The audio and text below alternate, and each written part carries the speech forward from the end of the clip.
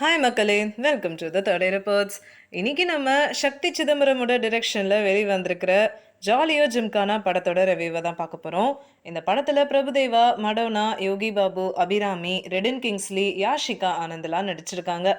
So வாங்க இந்த படத்தோட கதைக்கு போகலாம். படத்தோட ஆரம்பத்திலேயே யோகி பாபுவை ஃபாதர் மார்ட்டின் லூத்தர் கிங்குன்ற கேரக்டரா அறிமுகம் பண்றாங்க. இவருக்கு பைல்ஸ் ப்ராப்ளம் இருக்கு. இவர்கிட்ட மடோனா அவங்களோட லைஃப் ஸ்டோரியை சொல்றாங்க. ஸோ இவங்க ரெண்டு பேரோட கான்வர்சேஷனுமே பார்த்தீங்கன்னா ரைமிங்கா டைமிங்ல போட்டு பேசுறாங்கன்னு தான் சொல்லணும்.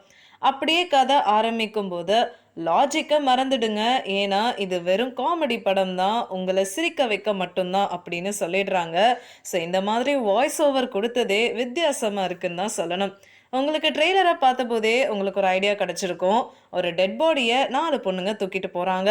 அதுவும் கடங்காரங்க, கொலைகாரங்க, போலீஸ், பேங்க் மேனேஜர்னு இவங்க எல்லார்கிட்ட இருந்து இந்த டெட் பாடியோட தப்பிக்கணும். இந்த மாதிரி நிறைய விஷயங்கள் இருக்கிறதுனாலயே நிறைய இடத்துல நம்மள சிரிக்க வைக்குதுன்னே சொல்லலாம். இந்த படத்துல நிறைய சப்ளாட்ஸ் இருக்கிறதுனால இன்ட்ரெஸ்டிங்காகவும் இருக்கு.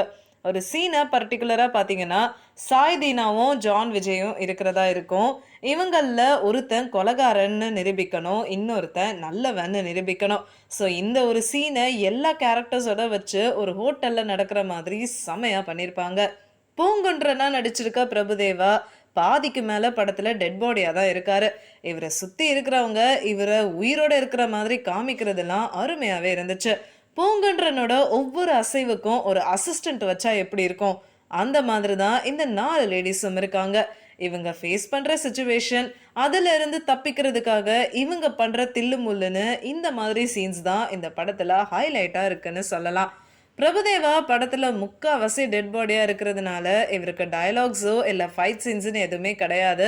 ஸோ இதெல்லாம் அவருக்கு கொடுத்திருந்தா இன்னும் இந்த படம் சூப்பரா இருந்திருக்கும். மடோனாவோட நடிப்பு இதுல நல்லாவே அமைஞ்சிருக்கு. அபிராமியும் டைமிங்ல காமெடியை கொடுத்து அசத்துறாங்கன்னே சொல்லலாம். டிரெக்டர் சொன்ன லாஜிக்கே இல்லாத காமெடி படத்துக்கு பெரிய ப்ளஸ் பாயிண்ட்னா அஸ்வின் விநாயக மூர்த்தியோட மியூசிக் தான். இவரோட பிஜிஎம், அதுக்கப்புறம் சாங்ஸ் எல்லாமே எந்த ஒரு டிஸ்ட்ராக்ஷன்ஸும் இல்லாமல் அழகாக கதையோட ஃப்ளோக்கு செட் ஆகுற மாதிரி கொடுத்துருக்காரு. எப்பவும் போல சக்தி சிதம்பரமோட ஸ்டைலில் ஒரு சென்டிமெண்டலான ஃப்ளாஷ்பேக் ஒன்று கொடுத்துருக்காரு. இந்த மாதிரி காமெடியாக போகிற படத்தில் இதை தவிர்த்திருந்தா இன்னுமே நல்லா இருந்திருக்கும். மொத்தத்தில் நம்மளை சிரிக்க வைக்கிற ஒரு நல்ல காமெடி படம் பார்க்கணும்னா இந்த படத்தை மிஸ் பண்ணாமல் பாருங்க. உங்களுக்கு இந்த வீடியோ பிடிச்சிருந்ததுன்னா லைக் பண்ணுங்க, ஷேர் பண்ணுங்க, சப்ஸ்கிரைப் பண்ணுங்க அண்ட் மறக்காம கமெண்ட் பண்ணுங்க.